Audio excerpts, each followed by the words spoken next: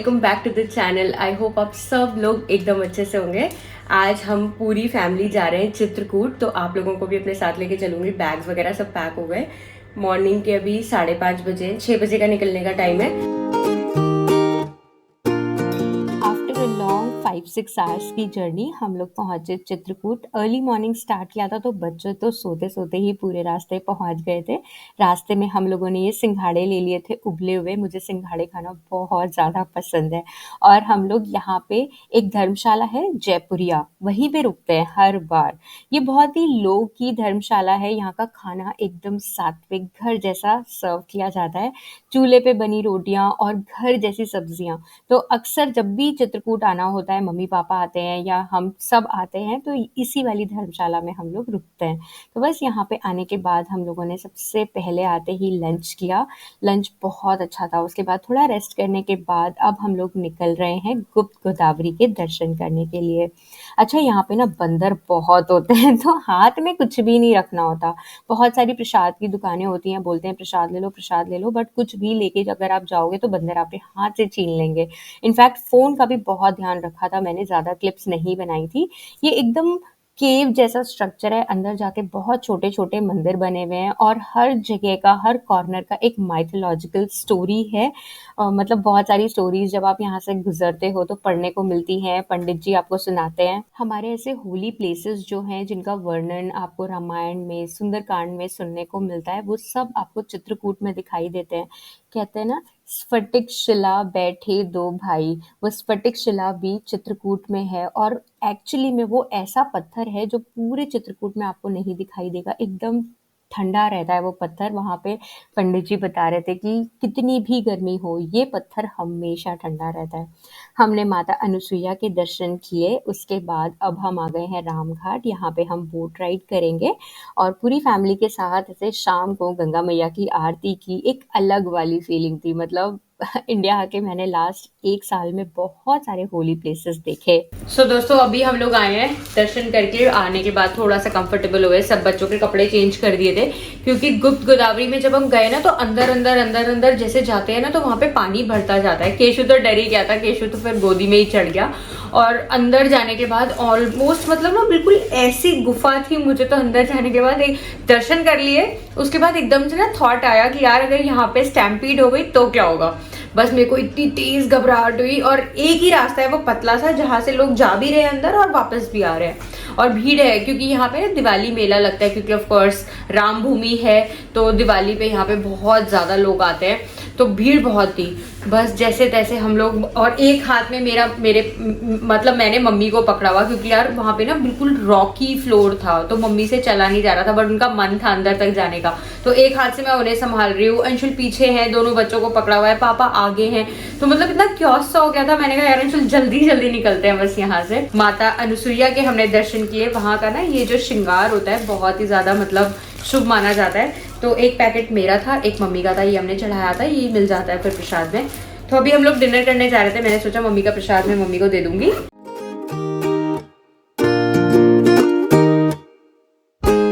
चलो आज आगे बढ़ते हैं। आज हम लोग परिक्रमा लगाएंगे कामदगिरी पर्वत के। कहते हैं राम भगवान जी ने अपने वनवास के 11.5 साल यहीं पे गुजारे थे।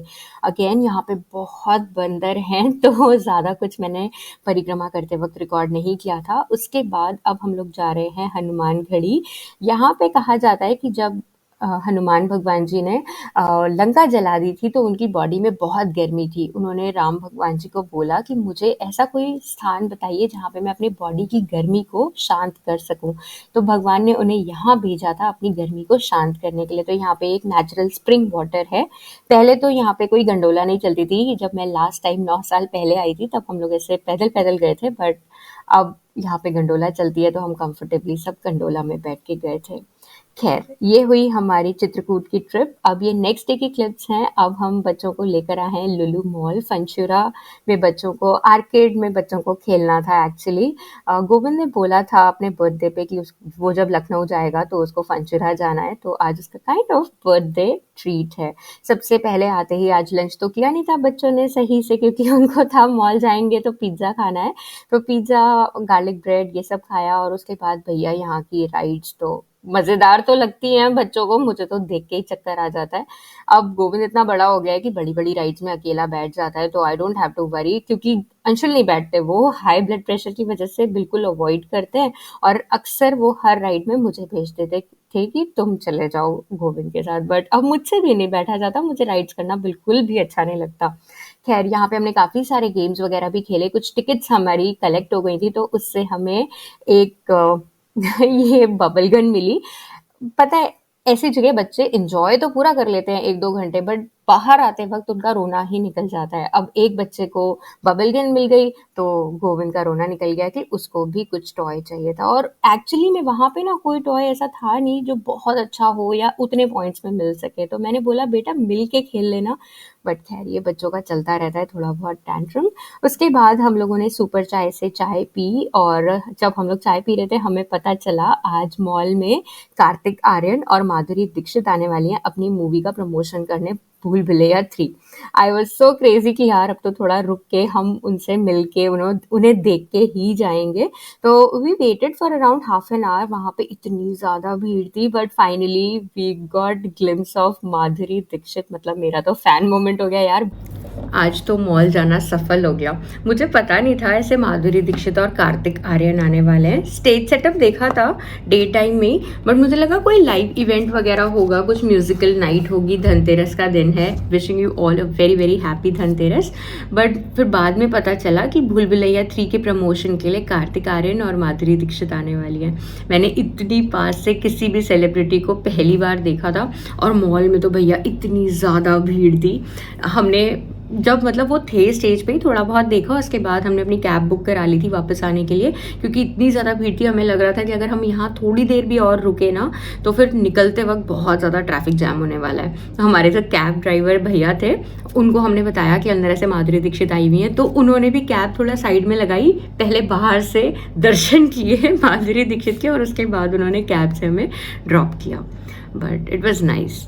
बच्चे बहुत ज़्यादा थक गए थे, तो बच्चे सो गए हैं दोनों बेडरूम में। अंशुल अभी अपनी ऑफिस की मीटिंग कर रहे हैं। मेरे को मच्छर काट रहे हैं यार यहाँ पे क्योंकि फ़ैन वगैरह सब ऑफ है, और मैं ड्राइंग रूम में अपना काम करती हूँ। अंशुल का पूरा ऑफिस का सेटअप उन्होंने बेडरूम में कर लिया है। इस टाइम पे उनकी भी मीटिंग्स वगैरह रहती हैं, वो यूएस के साथ काम करते हैं, तो फिर इस टाइम पे उनकी मीटिंग्स रहती हैं, तो मैं अपना सेटअप यहाँ पे करती हूँ। डे टाइम में ना यार यहाँ पे आने के बाद बिल्कुल भी टाइम नहीं मिलता, स्पेशली फेस्टिवल्स में, क्योंकि कभी हमें किसी के पास जाना होता है मिलने के लिए, और कोई अब दिवाली का टाइम है तो कोई ना कोई आया ही रहता है घर पे, तो बस ऐसे ही मिलने जुलने में पूरा टाइम निकल जाता है।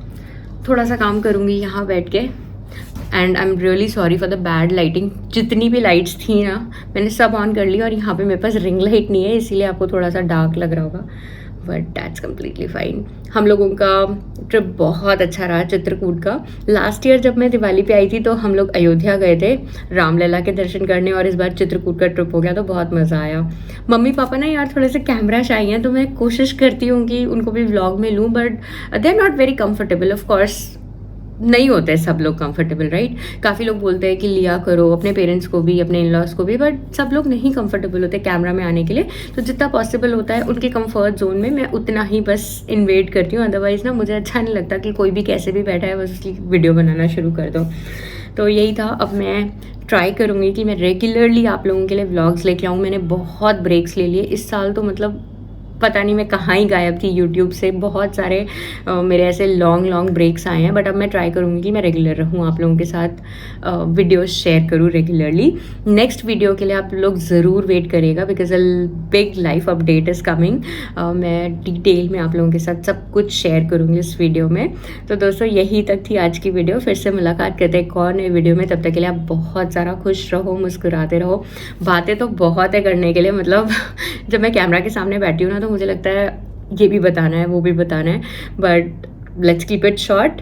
फिर से मुलाकात करते हैं एक और नई वीडियो में। नेक्स्ट वीडियो में डिटेल में बैठ के बात करेंगे।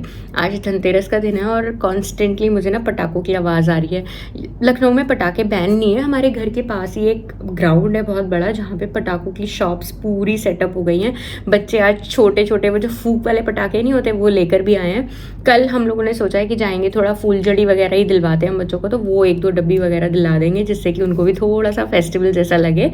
एंड या फिर से मिलते हैं एक और नए वीडियो में। Take care, bye. एंड मुझे अपने दिवाली के पिक्चर्स ज़रूर भेजना। बाय।